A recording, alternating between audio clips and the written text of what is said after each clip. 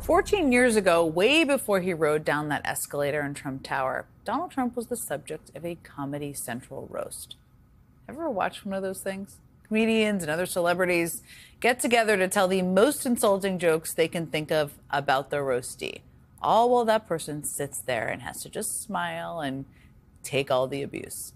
Donald Trump sat there and smiled rather unconvincingly, I would say, while person after person made fun of his hair, his weight, his sex life, his family, his budding presidential aspirations. But apparently there was one thing that no one was allowed to joke about. A writer for the event and one of the comedians who roasted Trump both said that Trump's one rule was, don't say I have less money than I say I do. Literally, anything else was fair game. That was it. He's always been incredibly sensitive about the perception of his wealth. And of course, we would all soon learn, too late as it turned out, that Donald Trump's image of immense business acumen, success, and wealth is a mirage. I mean, during his first term in the White House, the New York Times reported that far from being a self-made business genius, Trump got tens of millions of dollars from his father, blew through it all in a series of failed businesses, and that his vaunted real estate empire has always been a black hole of financial losses that he is constantly scrambling to keep afloat. That was all in there. And now the New York Times is out with a new piece based on a review of 2,000 of Trump's financial documents that shares some, I would say, pretty eye-popping insights into the roller coaster of Trump's financial circumstances.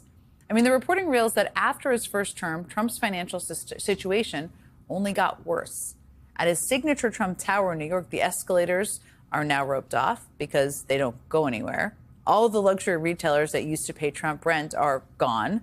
His office tower on Wall Street is a quarter vacant, and its revenue is millions short of what he needs just for mortgage payments. At Trump Tower in Chicago, 70,000 square feet of retail space has been empty ever since it was finished 16 years ago. 16 years. Even when Trump sold his infamous D.C. hotel a couple years ago for an impressive sum, he still managed to lose money on the project. Things were pretty grim, that's the point, for Donald Trump and his family business. And then he won the presidency a second time, and everything miraculously began to change. He got multiple foreign licensing deals, including several in Saudi Arabia, and several Saudi investments in his golf courses. A parade of Trump-branded products, from shoes to guitars to Bibles to fragrances to phones, and of course the hard pivot to cryptocurrency, something Trump called a scam just a few years ago. As the Times put it, quote, many of the deals open multiple channels for anyone to funnel cash to a sitting president, often in ways that are untraceable. We've all watched this carnival of corruption unfold, and we have all marveled at the eagerness of the Trump family to use his office to line his pockets. But what the Times reports is that we may be missing part of the story here.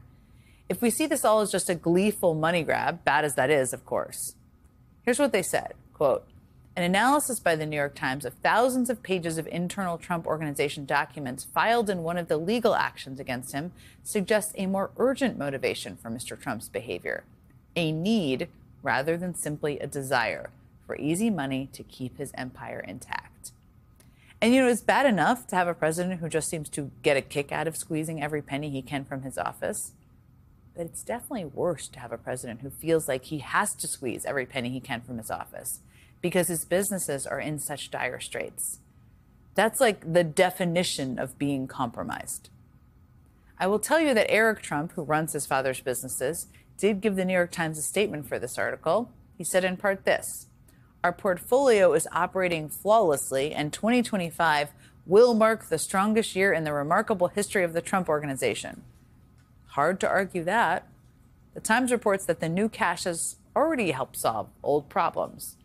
So just remember, even as he is tanking the U.S. economy, which he is definitely doing, even as he is ripping healthcare away from millions, he does still seem to have a knack for using his job to make money for himself.